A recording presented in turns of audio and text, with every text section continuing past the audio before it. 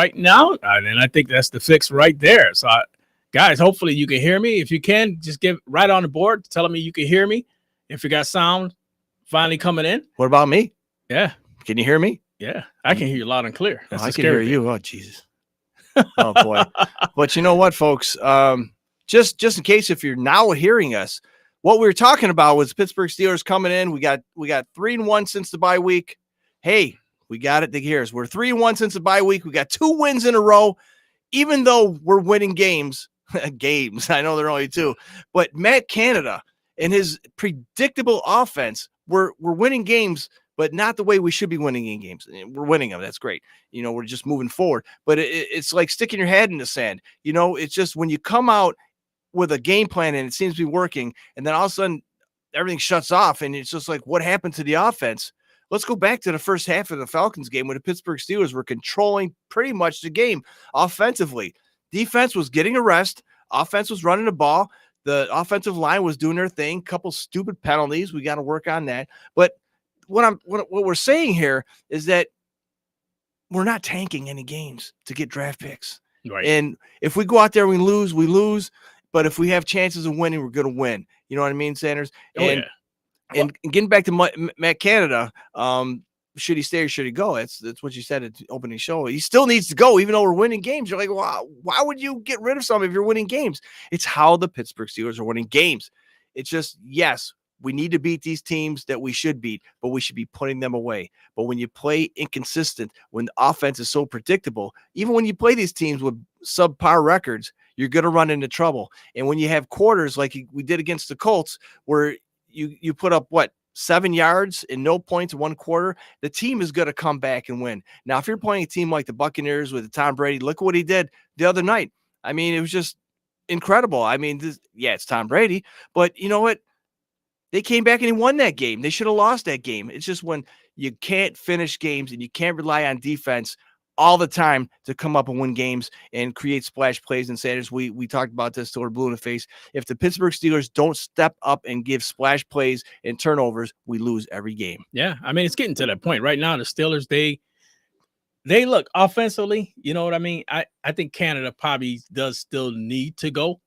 Just let them go ahead, finish out the year, and we'll go from there. But the thing about it is, the offense is actually looking better. And I'm going to give that on all sides of the ball. But is that due to the competition? I don't know. But the thing about it is Matt Canada, he's actually looking like he's trying to put Kenny Pickett in a position to succeed somewhat. Now, is it fair to have Kenny Pickett going out there and trying to struggle with another new offensive coordinator? So that means in between college, he's already had an offensive coordinator. Then he's going to come into the pros, have an offensive coordinator. Then at the end, we're going to put him with another offensive coordinator. That's not the best thing for success for a young guy. Now, am I saying that I want Matt Canada to stay in Pittsburgh? I don't think that's the answer either.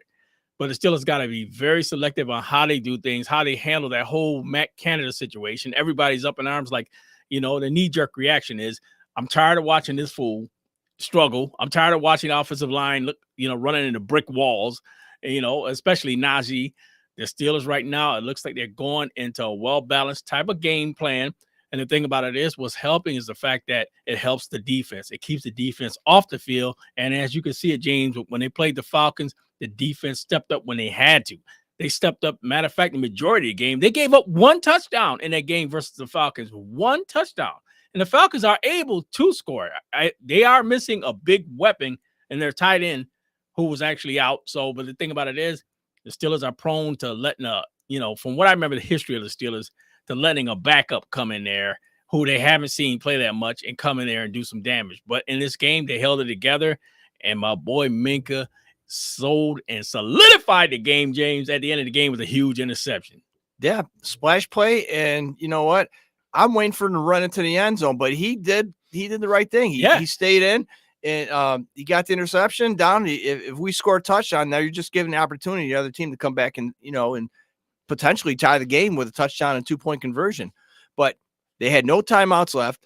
I can say that this victory not only was somewhat solid of Pittsburgh Steelers all the way around, special teams, Presley Harvey with that punt, that pretty much the dagger in the heart of the Falcons all the way down to the 1-yard line, didn't give him much time, but the Falcons, the mismanagement of the clock, when you have 3 timeouts left and the 2-minute warning is coming, and the Pittsburgh Steelers really are just putting the ball on the ground and running it and not producing any yards, now's the time to use those timeouts, not after we get first downs. It made absolutely no sense. You get a first down, and then you let the clock run out to the 2-minute warning.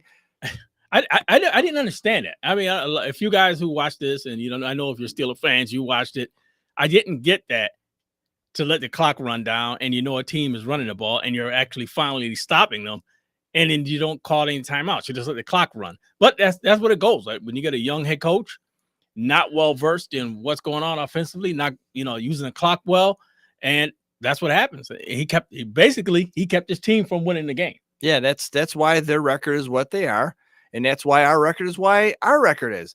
And if you look at how the Pittsburgh Steelers, squeaked out these wins, they come out with this great, I'm not going to say great game plan. It's a game plan that worked.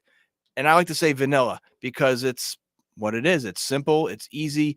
And by the second half, this is where good teams make adjustments. And this is why the Pittsburgh Steelers have been failing in the third quarter, because now you're at the oh shit moment. Like, hey, this isn't working anymore. What do we do? Well, let's just keep on doing it and until it works again, I guess. And this is why we're falling in the third quarter. Now, you cannot do this to especially teams with subpar offenses. You cannot go into the second half with the other team possibly having momentum, and you're going into the third quarter and they're like, or this is what they're going to do. And how many 3-and-outs you going to have? We didn't have any punts in the first half. In the second half, we had a lot of punts. And it just you have to change something up as well. When you go into the second half, start the game plan you did in the first half. Right. If it's not, you go to plan B. You don't keep on doing plan A, and then in the fourth quarter, you decide, you know what? We got to do something different. And by that time, the game's out of control. It's out of hand. And now you're playing catch up. And this is how you lose games, especially when you're a below 500 team and you're trying to scrap for these wins. And that's what the Pittsburgh Steelers, that's how they've been failing in the second half.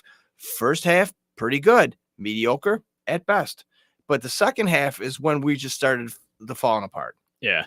I mean, and overall, I will say this, that right now is not the time to so much try to solidify and put that thinking process into getting rid of Matt Canada. That's got to wait to the end of the season. Well, we get upset during the season because we're fans. Of course. We're passionate. And if you think about it, you said exactly perfect, Sanders. What are you going to do when you get a new coordinator? Because he's starting to learn this offense, and you got another guy coming in and trying to learn another one. At the end of the season, let's just hope for the best. Expect the worst and hope for the best, and hope that Kenny Pickett doesn't get killed back there by this predictable offense. And, a lot of people are looking at his stats. And let's go back to a couple, Hall of Famers right now. Peyton Manning, look at how he started out. Look at Tom Brady, how he started out. And, just good coaching helped them immensely. So now if we get rid of Matt Canada next year, we bring in somebody like a Frank Reich, somebody who knows actually how to run an offense and run it well. That's a new playbook, new season. You're not a rookie anymore. You knocked out the cobwebs. You're not green anymore. It's time to get out there. It's trying to pull up your big boy pants and lace up your big boy cleats and get out there. And now you're in the NFL, son. And now it's time to, start a new season with a new offense coordinator and let them do some good plays. I mean, that's what it comes down to. Ow. But you all right over there? I'm good. Hey, but you know what? When it comes down to it, you also got to think about this. The fact is, like we said at the opening, and a lot of you guys didn't get to hear that part, but Kenny Pickett is starting to improve. Now, there's a lot of things that could play into Kenny Pickett starting to improve. It could be the fact that the run game is starting to improve for the Steelers. Yeah, that's huge. Yeah. So when the run game starts to improve, that opens up the passing for the young quarterback, and everyone's seeing it right now. Najee is looking like a reborn back, James. This guy, he's going out there. He's being physical with guys that come up on him, and not just being physical. He's looking like he's finding the open hole instead of dancing back there. And the thing about it is, he's being a force to be reckoned with, James. Yeah, and look at the yards that Freiermuth got. I mean, he only had 3 catches, but they were for 76 yards. And Najee had 86 yards on the ground, and we're really, really improving on that. And it looks like Jeff Reed is calling in. Jeff Reed, 2-time Super Bowl champion with the Pittsburgh Steelers. Jeff, can you hear us? Oh, we're doing good. How was that tailgate party down there in hot Atlanta? Oh, man, it was nice. The weather was perfect. It was about 50 degrees and sunny for a little bit. And, dude, the one I was, I mean, it was pretty much black and gold everywhere. The one I was at was about 200 people, man. So they kept me busy. Oh, man. It was beautiful, Jeff. Just watching, we seen the flyers that you had up down there. And the fact is, we wanted to attend because we know that had to be wild, man. You're down there. And not just that, for the Steelers to win huge. I mean, what was the feeling down there? It looked like you were back in Pittsburgh for the game. Yeah, that's I've been to Atlanta a million times, but I played in the Georgia Dome. I went to a bunch of events there. I'd never been to Mercedes-Benz Dome before, and that place was probably the best experience I've ever had at a football game. Wow.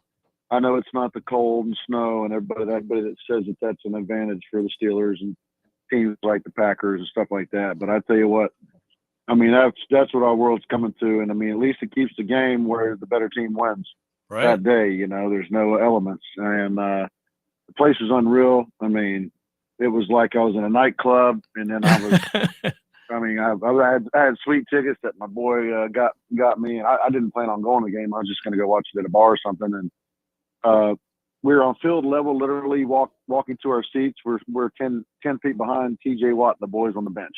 Oh, I mean, literally on the turf. So, yeah, I've never experienced anything like that outside of actually playing the game, and that was pretty cool. And of course, like you said, I mean, it was pretty loud all around, but there were some definitely some Atlanta fans, but there are a lot of terrible towels when it got to those crucial third downs. Yeah, a lot of moves going on out there. A lot of moves. It was great. Yeah, I feel I feel bad for Zach Gentry every time he catches the ball.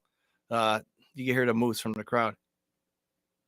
Yeah, that's right. I mean, they did that, I think, a lot of times when I was playing with Heath. Can't remember if it was Spaeth or somebody else. They would just be chanting Heath, and they're wrong. It was so funny, but nice. It was fun. I mean, they got the win, and hey, man, 2 games in a row. I guess crazier things have happened. Oh, absolutely. Now, I don't know if you caught our conversation earlier about Matt Canada, and we talked about this. We pretty much talked about it till we're blue in the face about, getting a new offense coordinator. It's obvious he's going to be running the offense for the rest of the year. And what do you think the Pittsburgh Steelers are going to do next? Do you think that they're going to look for a new OC next year, or are they going to try and do something to revamp his style of offensive play? I don't know. I mean, it's pretty. I mean, they have got a couple wins and they look a lot better, but it's pretty vanilla. I mean, it looks like they're kind of predictable. I didn't see every single play. I go to the restroom, get something to eat, blah blah blah. But when you're sitting in the stands and watching, I mean, there's not a whole. Not to say you have to do trick plays, but the game's just different. I mean, you need to use Najee because obviously he's a great weapon, but it's just screens are fine, but 1 yard passes on 3rd and 8, I just don't get. Once again, I was a kicker, so who am I telling what to do? But I'm pretty sure unless they pull off some kind of miracle and get in the playoffs somehow and go, get a little run going towards the end of the season here, I'm pretty sure there's going to be some changes. I don't see Tomlin going anywhere unless he chooses to step down and take a TV role or something. Right. I think some assistants, there will be some changes for sure. Now, speaking of Tomlin, you were at the game. I'm not sure if you were aware or maybe you heard or saw on Twitter his interaction with a fan in the tunnel coming out after halftime. You were? I did see that. I wasn't aware. I wasn't aware until the next day when I saw it on Twitter. But I mean, that was pretty awkward. Yeah, I mean, you see this guy on the sideline, and me and Sanders talked about this offline. Actually, during the game, that when you look over and you see Tomlin nice and quiet and all church-like, when he should be ripping a referee's head off or a player's head off for dropping a ball or a stupid penalty, and he's calm as a church mouse. But then he's walked through a tunnel, and a fan actually was very cordial to him. Wasn't, you know, like you get those a-hole fans who want to say, you know, talk crap or whatever. He just said, hey, thumbs up, or, you know, good game, you know, hope we can win this. And hey, I'm effing working here. I mean, totally out of character. What do you think? Yeah, Thoughts? that was, I don't know. I don't know what that was awkward. I mean, it's not like the guy was, first of all, people like that. I mean, the guy was super nice, but even if it's the opposite, where some guy's an idiot or some lady's an idiot, you just kind of either ignore them or you smile at them. You know, you firing back is what they want you to do. Right. So, I don't know why he was caught in the moment there. Maybe he was pissed about a play or something that happened. Yeah. Towards the end of the half or whatever it was. But obviously something. I mean, because he's not even that kind of guy. I mean, right. That's what I mean, figured. That's out of character. Really, what was going on? But he doesn't. I mean, he can light you up if necessary, but he's a pretty laid back dude. So that was pretty awkward to see. And I mean, it had to have been something that was he had battled towards the end of that half, or something going on in his personal life, and he just finally just blurted out something, I think. Yeah. Now, if you look back, I mean, I haven't seen every single press conference from Mike Tomlin, but I can't remember one press conference since he's been with the Pittsburgh Steelers where he had to be bleeped out or he said explicitive during any kind of conversation. And it's just, wow. When I heard about that, I'm like, no, that can't be right. Somebody was messing with some video and they ad-libbed it or something, but I saw it and just like, no, that was him. That's his voice. And yeah, I don't know. Yeah, that was definitely pretty awkward. I mean, I had no idea, obviously, until I looked at Twitter myself and saw that. But you know, people make stuff up so often now, they don't, you don't even know it's true, but I'm pretty sure that was true. Right. It seemed kind of dead on. And you probably didn't get a chance to see this because you were at the game, but they made a note about this. Is they showed Pickens on the sideline having a little rant, a little tantrum, little Antonio Brown action. He wasn't happy with getting the ball, and I guess Cam Hayward came over and had a little conversation. What do you think about that, Jeff? I mean, like you say a lot. You'll give your thoughts and takes on like the offense or the defense, but then you'll throw in there, well, I'm just a kicker, and what's your thought if you're kicking and you're not doing something good or whatever, and a wide receiver comes up and wants to talk to you? I mean, how do you guys handle that? What's your take on that? I mean, I was open to whatever, unless it was, I was warming up, kicking in the net because we were driving, or I didn't really talk to anyone except for my holder and my snapper. But that stuff happens. I mean, not everything's going to be perfect, or if it was in a perfect world, the Steelers would be undefeated and everybody would be happy with their stats. As we talked about numerous times on your show, this league is so set on a bunch of divas because a lot of guys don't care if they lose anymore. They just want to get their money and they want to get their stats. And I can't say I'm not going to point anyone out because I don't know them personally, but it's just what I see. And back when I was playing, I mean, it seems like yesterday, but I started 20 years ago. My first 5 years was like a college team. Everyone just wanted to find a way to win, even if the quarterback didn't do well. Even if a receiver had one catch for 6 yards, the running back got stopped all day. As long as we had one more point than the other team, we were all pretty happy. And then it's on the next week. And you don't see that anymore. Obviously, I do think there are a lot of guys that like to win because that's ultimately why you should play the game. Right. But it's just a different league. For instance, I can't tell you how many times last night in the Monday night game with those Devo receivers, and how many times with the Steelers, because I was at that game with 18 and 14, they're all trying to catch the damn ball with one hand. Like, just catch the ball. I mean, I agree. It's cool if you can get on. You got Moss and all that every once in a while, and you make a circus catch. I mean, because they're capable of that. But when the ball's thrown to you, you don't have to catch it with one hand. You're given two hands to catch the ball. And it seems that the guys that complain the most about getting the ball are the ones that drop routine passes. Exactly. That's like me saying, let's go for a field goal every time it's fourth down and I'm 1 for 8. Right. Why would the coach trust that? So I'm not saying that Pickens isn't a great player because he is. I'm not saying Deontay's not a great player because he is. But they're too busy trying to make these ESPN highlights instead of just helping their team win. And that's the problem with this league. Right. And I could attribute, me and Sanders talked about this as well. I could attribute his frustration, Pickens, we'll say Pickens right now, coming from the team that he came from Georgia, from college, a winning program. And that's all he knows is winning. And he's the highlight film. And when he comes to the NFL, and it's a different animal, and he's not getting the attention that he did. And I can understand why you're throwing to a guy who keeps on dropping the ball when you could throw it to me. And he's dropped a couple too. But I could attribute that frustration because coming from what he knows, and now he's like playing out a team that's a losing team right now, which obviously we're turning it around, hopefully. But still, you know, you're a walking billboard. All the cameras are on you, no matter where you're on the field, the sidelines, there is a camera on you, and you have to remember that. And I think that's what Cam Hayward came up and, you know, and he told him, he said, look, I don't know what he told him, but I mean, I was impressed with the way Cam handled it. And you have to remember where you're at, and, you know, you have to contain your frustrations, and hopefully he'll be better next week. Yeah, I mean, and like I said, it happens. So you have interactions with coaches sometimes that maybe they're yelling at you for you did the right thing and they said you did the wrong thing. That's just human nature. That happens. Right. Of course you want the ball if you're a star receiver. Of course it's not easy.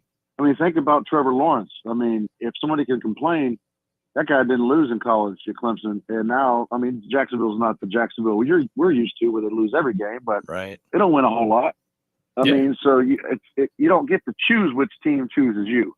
Unfortunately, as a free agent, you can, but not when you're drafted. So unless you're Ryan Leaf, Leaf, you come from a team that, yeah, right.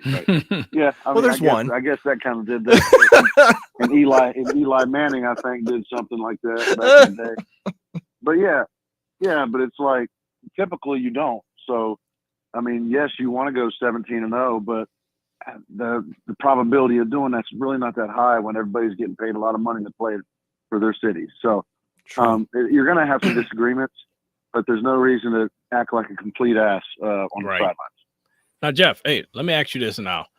That was huge. I love it what you're saying. Let me ask you this. Huge game coming up Sunday. Steelers just finished another huge game. You know what? They can't afford to lose any games this year. So every game for the Pittsburgh Steelers is huge. Now, the Steelers are playing the Ravens back in Pittsburgh. Lamar Jackson is not going to be in the house. So what is your thoughts on the chances of the Steelers winning? And give us a score like you always do, brother. Well, I think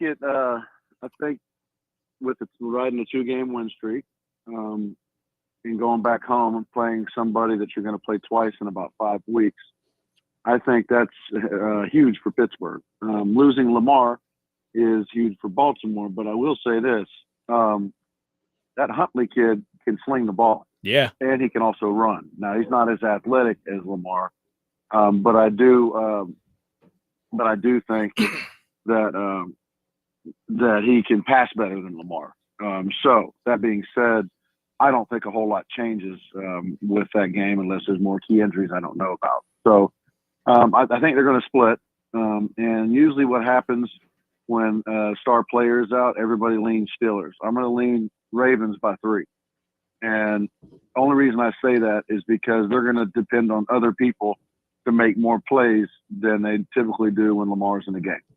And as long as their quarterback does not turn the ball over, they kick a ton of field goals and they play good defense. And that's just the bottom line. I mean, they don't light the scoreboard up unless somebody turns the ball over a lot. So it's going to be there's going to be a battle to do. Both teams will be sore as hell the following week.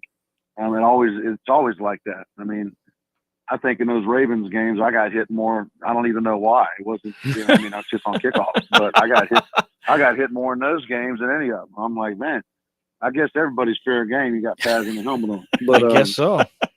But I mean, it was fun. It was fun though, because I mean, those games typically are less than 7 points and they pretty much split So I think the Steelers go to Baltimore and beat them, and I think Baltimore comes to or whatever it's called now, Field, and beats Pittsburgh. Yeah, whatever that is. I'm going to say I'm gonna go. Let's see. I'll probably go 17-13. Baltimore is what I'll do. Okay. 17-13. You know, this is just for all your listeners out there that may think I'm an idiot because I bet against or I picked against the Steelers. Right. You got to understand. Every time I think the Steelers are going to win, they lose. So this could be a good thing. Yeah, we gotcha. All right, Jeff. All right, thanks for coming on the show, and hopefully, maybe we do a video call next week so everybody could see your sexy face out there on Steeler Nation Live. All right, man. Sounds good. I appreciate you guys. All right, my brother. Have a good one, Jeff. That was Jeff Reed, 2-time Super Bowl champion with the Pittsburgh Steelers. Once again, part of Steeler Nation Live, folks. Call in 585-210-3917. Put your comments up on the board there. What about the Pittsburgh Steelers, the direction we're heading into? And you know what, while I got it on my mind before I forget, just a couple things. We want to give a shout out to Trevor, my boy, Trevor Owen, who made a big jump from moving from Rochester, New York, all the way out there to Tucson, Arizona, trying to find himself. Son, good luck. We miss you. We love you. And I hope you're listening to the show right now because you just called before we started. But I'm very proud of you, son. Just want to let you know that you're the man, and I love you, and be safe. Be safe out there, son. And the second thing that here at Steeler Nation Live that me and Tiz are trying to put together, and believe it or not, folks, this is going to be a huge topic, and we're going to put this show together. It's going to be a special one-time show for all fans to call in if you're a football fan. And the topic is going to be, the headline is going to be, is the NFL rigged or is it fixed? And so basically we're going to have guests come on who believe and who have evidence that they believe that the NFL is fixed and it's rigged. And we're going to have people come on the show who believe that they're just full of it. And there's no way that this kind of entity could fix something so huge like this. But stay tuned, folks, for a date and a time for the show. It's Steeler Nation Live. We want your input on it. Think about this for a second. Think about it. Do you think the NFL is rigged? Do you think it's fixed? Yeah. That's a good question. And like I said, well, I don't want to get into it. No, not now. That's for the show. Yeah, it's for the show. Hey, but guys, like he said, Steelers got a huge game coming in. And you know what? The thing about it is the Steelers are going to be playing the Ravens. Jeff called it well. I love what he said about that. And a lot of you guys don't realize Jeff's been on other radio shows. He's syndicated shows. He's been on other shows himself in his own name, you know what I mean, running his own thing. But the thing about it is that the guy is very knowledgeable. Very knowledgeable. The guy, he knows a lot. He knows how to get it out there. And like I would take it. I would take it well what he said. You know what? I believe the Steelers might pull this off. And like he said, sometimes you think the Steelers are going to win a certain way and they don't. But it is what it is. But he does give you insight that makes you think about it. Yeah, Jeff knows a lot of things because he's seen a lot of things.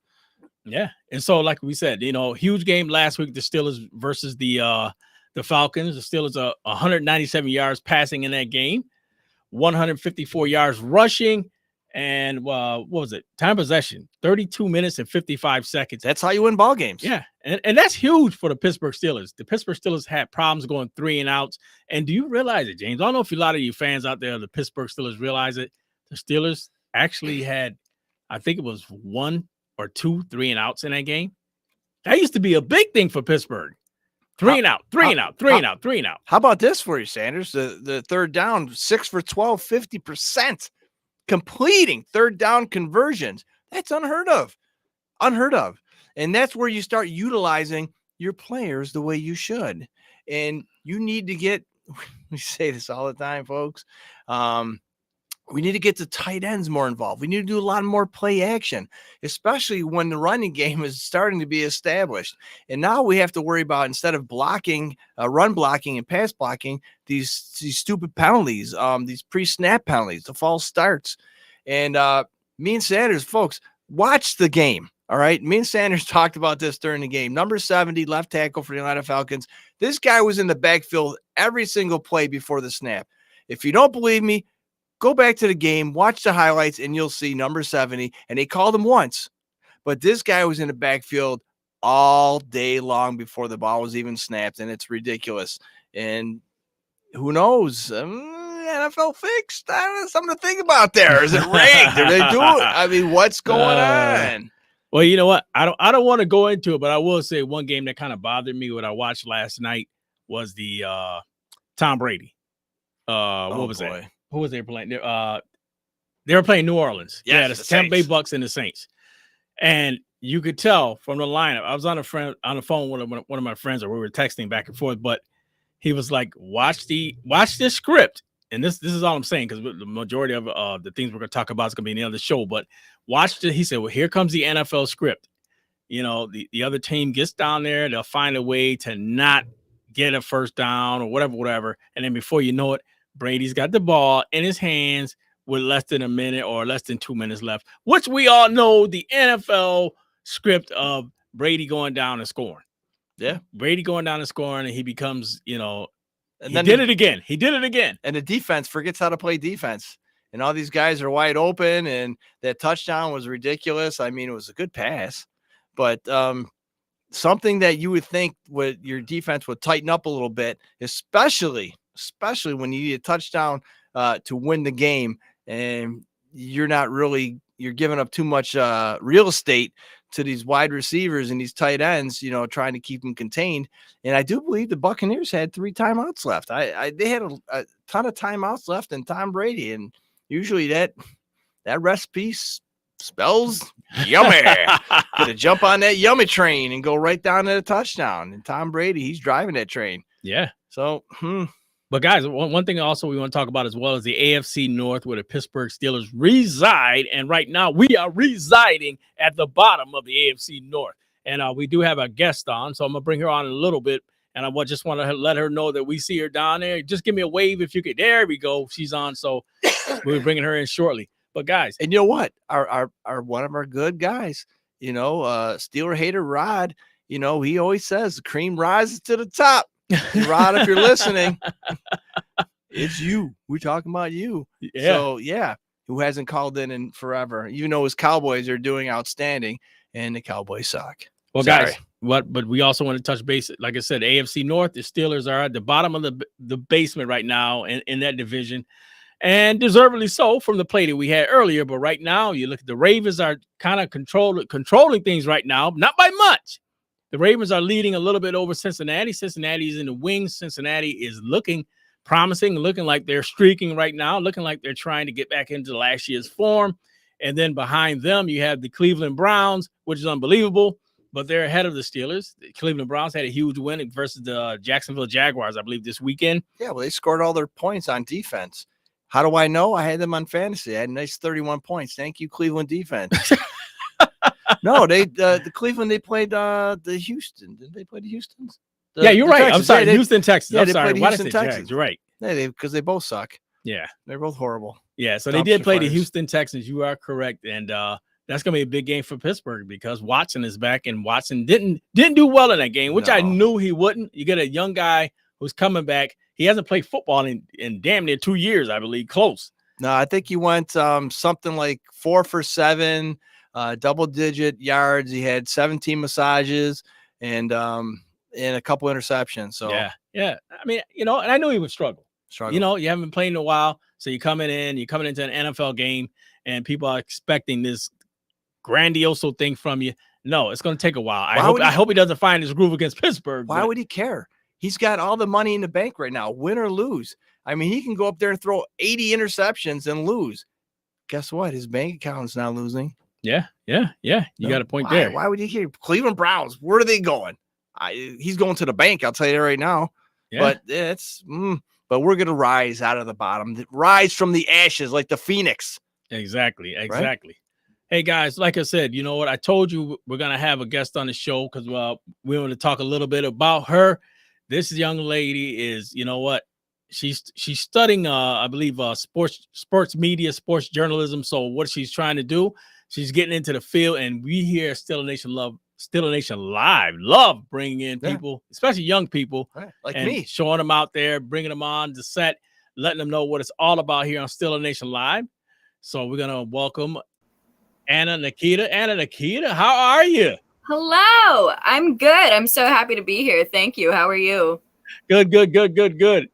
Hey, like I said, guys, she is sporting the Steeler gear, as you can see that right there. She's got. I do.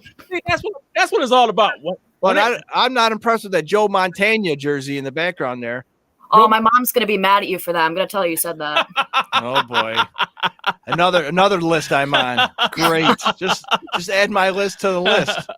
Well, Anna, tell us a little bit about yourself and what you're getting into. All right. Well, you know my name. My name's Anna, and I used to be a psychology and counseling major, and then I decided to switch, just about everything around in my life, and I'm studying sports media now. I'm really excited for it. Despite what all the gear may suggest, I know whose house I'm in. I am a Bills fan. I apologize in advance. I know this year has been rough. Right, folks.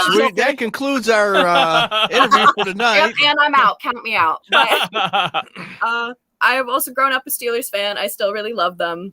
My dad did give me the sweater too. I'd be remiss if I didn't mention that. He's a very nice guy. Yeah, he is. He has his moments. I'll give him that. You say that too. And it must be true. But I'm really excited to be here and talk some ball with you guys. Thank you for having me. All right. Now let me ask you this now. And I know you know about Pittsburgh. I know you know the love of Pittsburgh because you know what? Your dad's a huge Steeler fan, and I love the guy, and I know he's a great guy. Dave Nikita, this guy loves Pittsburgh to the core, just like me. He gets frustrated just like me. And the thing about it is the Steelers have a huge game coming up this week, Anna. They're playing the Baltimore Ravens in Pittsburgh. Now, we were gonna do our picks right here, but we want you to join us in doing our pick this week. Who do you see coming out as a top in this game, and give us a score for this game with the Steelers versus the Ravens? All right. I think that having Lamar out is going to be huge for the Steelers, if I'm being honest. I don't want to put all the eggs in that basket, but it certainly won't hurt. I think that our offense has also got more comfortable. Our O-line's seen improvements, and I think the past few weeks of Kenny Pickett not having a ton of turnovers has made it a little bit easier for everybody to kind of get settled. Amen. And honestly, I'm feeling good about it. I personally have my little list of picks right here. I took the Steelers 2016 over the Ravens, and they've won, I believe, 4 of the last 5 with them. I see no reason why it won't be 5 of the last 6. I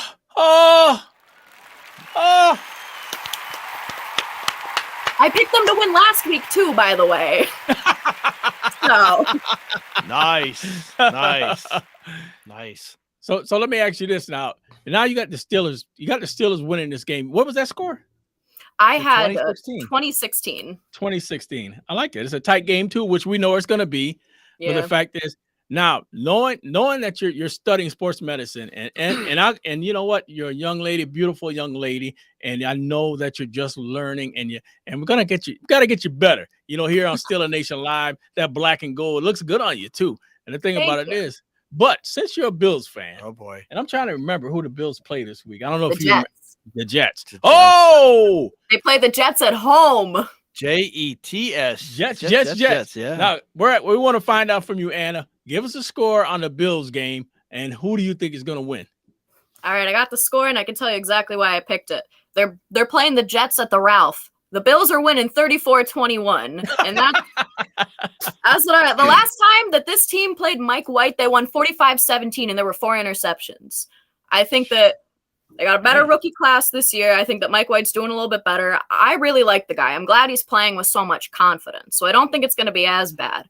But I do see Bills 34-21. We have a bunch of injuries improving. I believe they're all still questionable right now, but Deion Dawkins, David Quessenberry, who I think deserved a game ball last week for playing on that ankle like that and trucking through, Jordan Phillips, Reggie Gilliam, they're all getting better. And with this mini bye we had after 13 days of insanity, going to Detroit, playing in Detroit again, pulling off a huge divisional win, our first one of the year, I think that confidence is going to carry through. I think Josh Allen is looking more like himself. We're not having as many ridiculous, infuriating turnovers with the ball.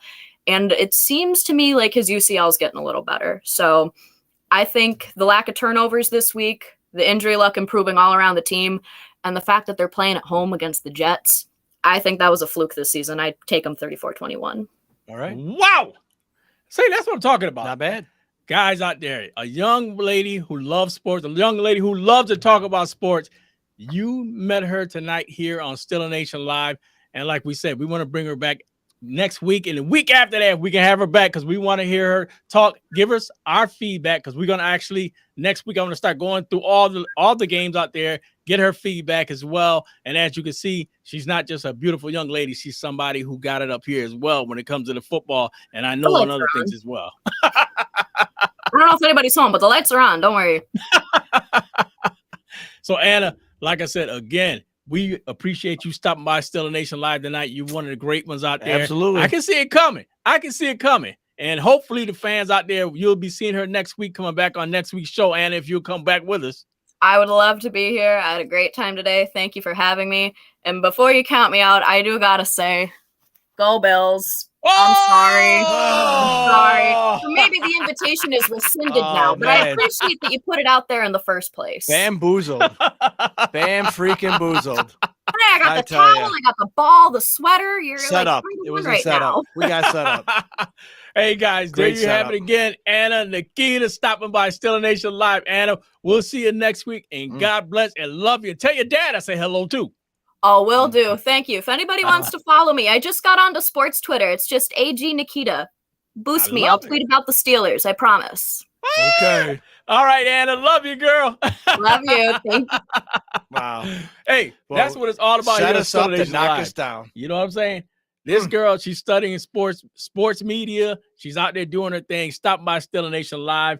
And like she said, she picked the Steelers to win 20-16. And like I said, she's just not talking. She's somebody who's very fluent in what she's doing. She reads, she studies. So, like I said, 20-16. I think that's not a bad score, James. What is your now it's our turn. Now it's to do some scores for the Steelers. Yes. So give me your picks. Division game. Gonna be close. Don't care. Lamar's in, Lamar's out. Don't matter. So here's my prediction. Steelers are gonna win this game. 16-13 in overtime. All right. And how's this happen? Justin Tucker, he's going to kick a game-time field goal, maybe 80 yards. I don't know. This kid's got a foot on him. He's going to tie it up. We go into overtime. Pittsburgh wins the game on the foot of right, 16-13. Wow, 16-13. Or I stand corrected, 19-16, because they tie it up at 16, and then we win 19-16 is 3. To do the math, divide it, add 4, and divide 16 into 19-16. Steelers win in overtime. This guy's got to go back to school. Okay, hey guys, we got another call on the line, so we'll answer that as well right while we're here on Still a Nation Live. So hang on, caller. So make sure we got you hooked up to the board here. All right, let's see if we get you on. There you go. Hey, welcome to Still a Nation Live. Who do we have on the line? I want to talk about my predictions last week. This is San Francisco. How did we know that? Thanks for calling in, pal. We love y'all. Hey, let's just talk about the Steelers could get 3 points in the fourth quarter. I would have been right on. You're right. He's right. What did I say? 22-16 did I predict? Yep, you did. I had wrote it down. See, now I know the NFL is fixed. It's rigged. I'm telling you. There's no way San Fran Steve could come up with it's almost like the water boy. It's like, why is that score? Because I said so. Yeah. Well, anyway. Hey, I did the same thing. I came winning 3 points in the Buffalo Bill game too, didn't I? You sure did. Yeah, I gave you did. Yeah. And what about my Niners beating the Dolphins? Hey, I wanted to talk to you about that. That was a huge win. You guys came up big later on in the game where you started to stick it to Miami. You know, they got some plays off on you guys, but you guys came up big. And I do believe now. Now you got a whole new thing against you now. San Fran Steve. Think about it. You lost your quarterback. 2 words, Baker Mayfield. So you lost not one quarterback. You're down 2 quarterbacks. Two starters. So what happens next week? I'm not sure who you guys play this week either. Oh, we got the Tampa Bay Buccaneers. Oh, you got the Tampa Bay Brady's. Yeah. Oh yeah, Brady's going to come in and realize what a defense is supposed to do to him.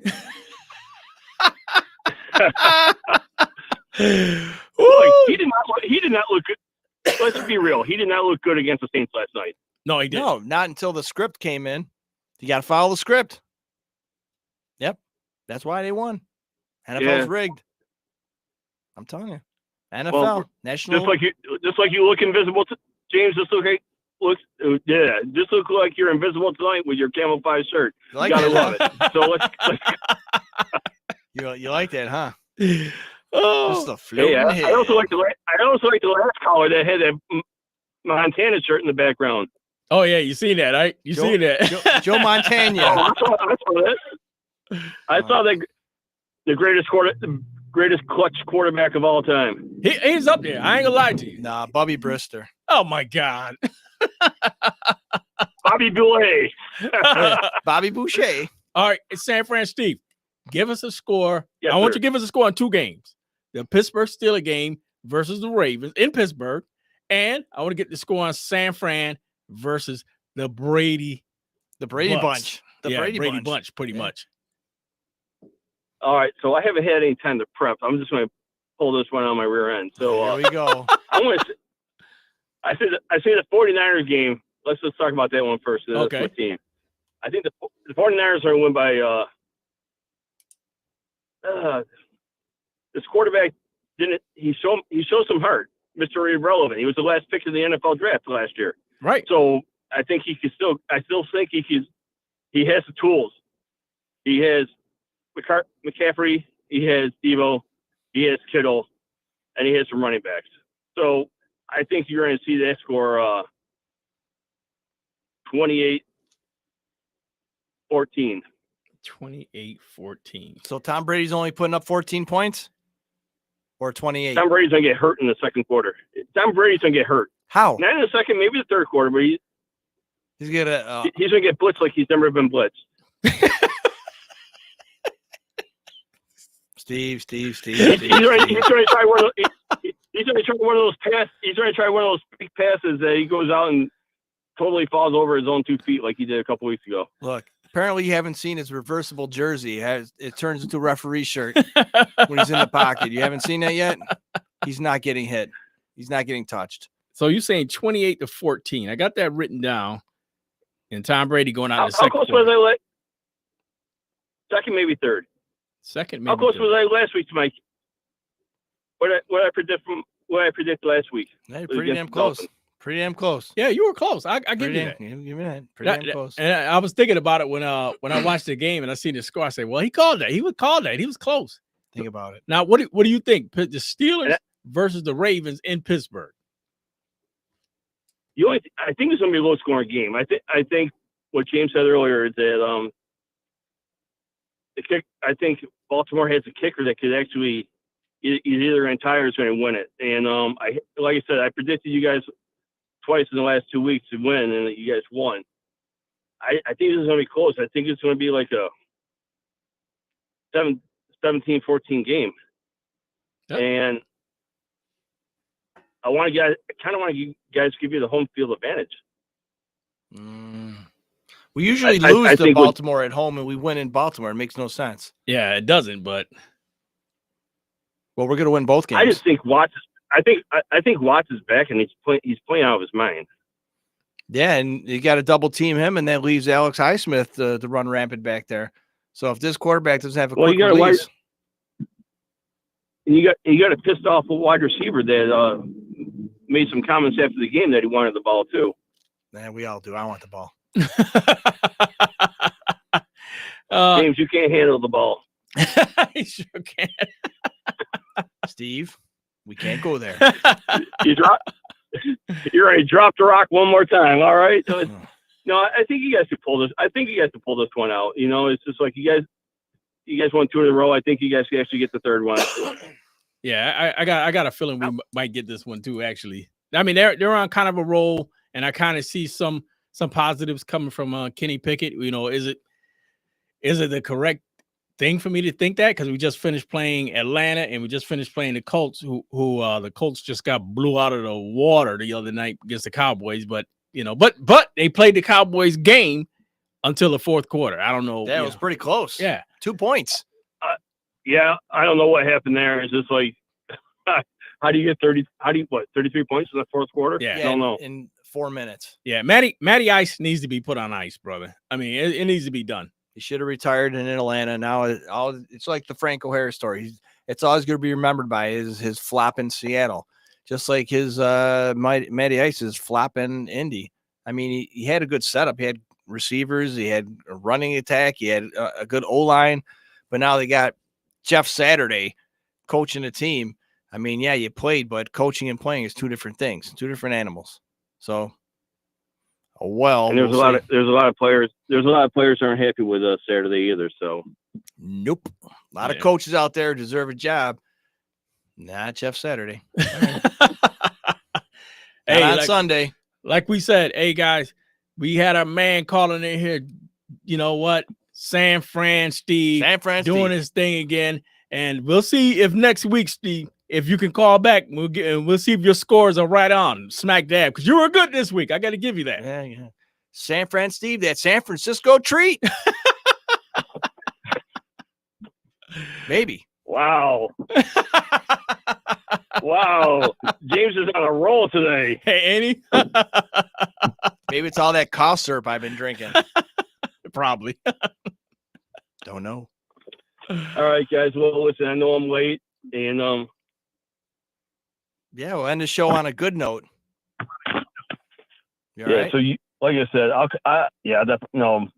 turn off the truck, and then all of a sudden I lost all power. So, so listen up. I will call back. I hopefully I'm 2-0 again. I'm another 2-0, and we'll start looking at our scores for next year, and maybe I'll go James and I go 1-on-1 next year for picking games. Oh, we can do that. Yeah. All right, my brother. We'll make sure we'll see you next week, Steve. All right. We'll talk to you guys soon. Take care. All right, folks. It's easy. 585-210-3917. San Fran Steve can do it. You can too. Give us a shout. Call us up. Text us. Whatever you got to do. Let's hear. We got like 2 minutes left to go in the show.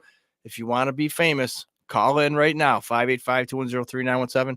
Sanders, I mean, it's going to be a great game at home, and I really do think the Pittsburgh Steelers are going to win this game. It's going to be a close one. We're going to be yelling at the TV again. It's going to be but you know what? We're going to end up winning this game. I'm telling you, 1916 overtime. But you know what? Steelers. Before we go, let me go to a one discussion that we kind of talked about here and there. But can't we all just get along in Pittsburgh? Oh boy. Let me ask you this. What is your guys' thoughts on this whole situation with our young receiver? And I mean, I agree with him. He should get the ball. I agree that he's being overlooked. I agree A, B, C, D. But should the Steelers be in the realm of bending over to a rookie who, and don't get me wrong, a rookie who's proven he has talent, but a rookie who hasn't even proven himself yet? What are your thoughts on this young rookie who hasn't proven himself yet, but now is becoming, I want to say, AB 2.0 in the locker room, James? Nip it in the bud. Right on the board, right too. now. We want to get your thoughts, guys. Nip it in the bud. And I tell you what, I don't care if you're 18, 14, if you're Freiermuth, if you're Zach Gentry, if you're Najee Harris, I don't give a rat's butt. If you got to go with the hot hand, and if it's your number one receiver, go with him. And if he can't catch COVID in Wuhan, China, you can't go with him. You got to go with the guy with the hot hand. You got to spread that ball around. And who is your go-to guy? It doesn't matter if it's Pickens, if it's Deontay, it doesn't matter if it's you, Sanders. Right. You just can't keep on going to the one receiver where he's just dropping passes. It's just you got to go with the hot hand, and then hopefully things will evolve and things will get along and everybody be happy and kumbaya. But I would definitely start throwing over Pickens' way and show him either put up or shut up. And if he's getting the ball like he says and he's not making catches, then we don't want to hear from you from the rest of the year. So give him a chance. The only way you can really succeed in life is if you fail first. And let this guy fail or just completely succeed, because I'll tell you what, if he didn't have that miraculous OBJ catch earlier in the season, the catch of the year they're calling, I don't think anybody would be talking about Pickens right now. But he has the potential, like you said, Sanders, and he's got a lot to offer to the team. I think they should give him the ball more and just, put up or shut up. Yeah, I agree 100%. You know what? Like you said, I agree with that aspect of it. Give him the ball, make sure that he gets the ball like he says he wants it. And if he gets the ball and he does damage, hey, keep feeding him. Keep feeding him. Right. Because guys, I want to get your aspect and your thought process. When you look at the game, what do you see as a future in Pittsburgh for this young receiver Deontay Johnson? It kind of scares me to even think sometimes, because when they back up and they pass, and I know they're throwing his way, I think it's a 60-40 shot that he's gonna possibly drop it, and that's scary. I mean, he got paid huge money, huge money, and the guy can't catch 5-yard passes. I don't get it. Trade him. Why not trade him? I agree. There's no huge loss in us trading him away, and I hate to say it. Some people sit online. I've heard some people say, you know what, he'll get better. He doesn't. I think he's in his 4th year. No, he has got. No, he's not going to get better. He has proved last year what he can do, and the bar is set. And I don't believe he can get any better. I don't. No, I don't believe it at all either. But you know what, guys? Like we said, another one in the books here on Still a Nation Live. You know what, guys? We appreciate you guys stopping by, checking us out here on Still a Nation Live. Jeffrey, thank you for calling in like you always do, giving respect to Still a Nation Live. And you, the fans out there who check us out from all the other outlets, YouTube, Facebook, Twitter, you name it. And check out our website at stillanationlive.net. So for myself, Sanders Tisdale, James Owen, another show in the books. We'll see you next Tuesday on a Steeler win as they beat those Dirty Birds Ravens in Pittsburgh.